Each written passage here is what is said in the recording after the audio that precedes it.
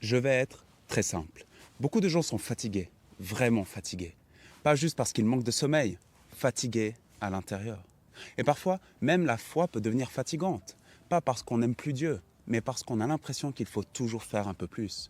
Être un meilleur chrétien, mieux prier, mieux croire, mieux se tenir. Et au milieu de tout, il y a cette phrase. Tu l'as peut-être déjà entendue. Jésus t'aime. On l'a tellement entendu qu'on finit par se dire que c'est une évidence, que ça ne change rien, que c'est juste une jolie phrase sans plus. Et pourtant, quand cette vérité-là descend vraiment, pas juste dans la tête, mais dans le cœur, il se passe quelque chose de concret, de très concret. On respire un peu mieux, on se détend, on arrête de se battre en permanence. Et aujourd'hui, j'aimerais te montrer pourquoi comprendre que Jésus t'aime change vraiment tout. Pas d'un coup, pas de manière magique, mais en profondeur. Et pourquoi? En fait, ça fait énormément de bien. Le problème, c'est que souvent on confond deux réalités. Connaître une idée et vivre une réalité. Dire Jésus m'aime, beaucoup de gens savent le dire, mais le vivre, le ressentir, s'appuyer dessus au quotidien, c'est autre chose. C'est un peu comme savoir que le soleil existe. Tu peux le savoir, c'est très bien. Tant que tu ne sors pas, tant que tu ne te mets pas au soleil, ça ne te réchauffe pas. Et avec l'amour de Jésus, c'est pareil. On peut en avoir entendu parler toute sa vie, sans jamais vraiment s'y exposer. Du coup, on continue à vivre la foi un peu crispée, toujours en train de se demander si on fait assez, si Dieu n'est pas déçu, si on est vraiment à la hauteur. Et c'est là que tout se joue. Parce que quand tu passes de je sais que Jésus m'aime à je vis en sachant que Jésus m'aime, ta manière de croire commence déjà à changer.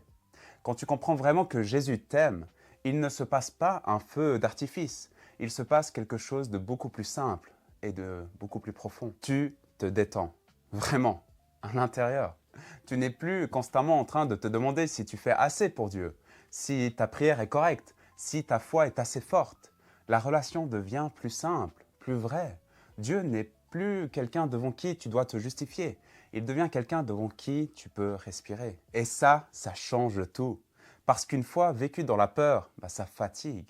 Alors qu'une fois vécu dans la confiance, ça repose. Et petit à petit, sans forcer, sans te violenter, tu découvres que croire peut être un lieu de paix. Et il y a un truc hyper important à comprendre, c'est que Jésus ne t'aime pas sous condition. Il ne t'aime pas quand tu as tout réglé. Il ne t'aime pas quand tu pries mieux. Il ne t'aime pas quand tu es enfin à la hauteur. Il t'aime maintenant, avec tes forces, avec tes zones floues, avec ce que tu comprends et ce que tu ne comprends pas encore. Dans les évangiles, Jésus ne commence jamais par dire aux gens « change et ensuite je t'aimerai ». Il aime d'abord. Et c'est cet amour-là qui met les choses en mouvement. Quand tu comprends ça, tu arrêtes de courir après l'amour de Dieu. Tu réalises que tu peux avancer à partir de lui. Quand tu sais que tu es aimé, ton regard change. Pas d'un coup, mais doucement. Tu arrêtes de te définir uniquement par ce qui ne va pas, par tes échecs, par ton passé, par tes fragilités. Tu commences à te voir autrement, comme quelqu'un qui est en chemin, pas comme quelqu'un qui est toujours en retard. Et ça fait un bien fou, parce que tu découvres que tu n'as pas besoin d'être réparé pour être aimé. Tu es aimé. Et c'est justement ça qui te fait grandir. Petit à petit, tu apprends à te regarder avec un peu plus de douceur, pas parce que tout est parfait, mais parce que l'amour de Jésus devient plus fort que ce qui te condamne. Quand tu sais que Jésus t'aime, ta manière de vivre change. Et c'est important de le dire clairement. Ce n'est pas Jésus m'aime, donc je fais ce que je veux. C'est même l'inverse. Quand tu te sais vraiment aimé, certaines choses commencent à te déranger. Pas parce que tu as peur d'être puni, mais parce que tu sens que ça abîme la relation. Je vais prendre un exemple très simple.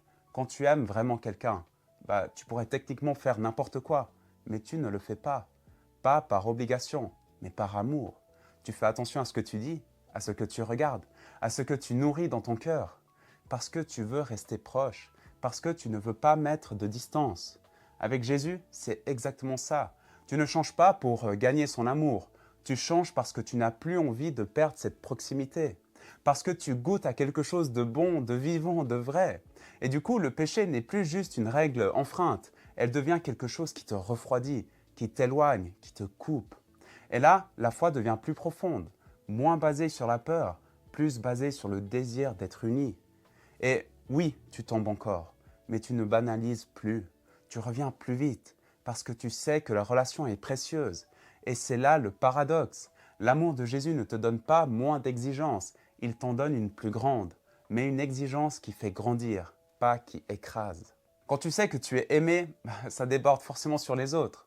Tu as moins besoin de te comparer, moins besoin de prouver quelque chose, moins besoin d'avoir toujours raison. Tu deviens plus patient, plus doux, plus libre. Pas parce que tu es devenu parfait, mais parce que tu n'es plus en train de chercher ton amour partout. Quand tu sais que tu es aimé par Jésus, tu peux aimer sans calculer, tu peux écouter sans te défendre, tu peux pardonner sans te perdre. Et là, tu vois que cette vérité n'est pas juste personnelle, elle transforme aussi la manière dont tu habites tes relations. Si tu regardes Jésus dans les évangiles, tu vois toujours la même chose. Il regarde avant de corriger, il accueille avant de transformer, il aime avant de demander. Les gens ne changent pas parce qu'il les met sous pression, ils changent parce qu'ils se sentent vus, connus, aimés. Et c'est exactement pareil pour nous aujourd'hui. Quand tu laisses Jésus te regarder tel que tu es, sans masque, sans te défendre, quelque chose commence à bouger à l'intérieur. Pas dans la violence, pas dans la peur, mais dans la confiance. C'est pour ça que son amour change vraiment tout. La bonne nouvelle, c'est que tu n'as rien à forcer. Tu n'as pas besoin de te convaincre. Tu n'as pas besoin de ressentir quelque chose de particulier.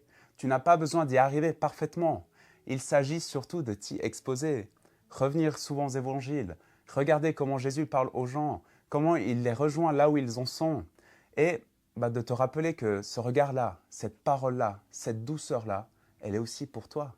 Parfois, il suffit juste de rester un peu plus longtemps devant cette vérité, de ne pas la fuir, de ne pas la minimiser. Et doucement, sans bruit, elle commence à faire son travail.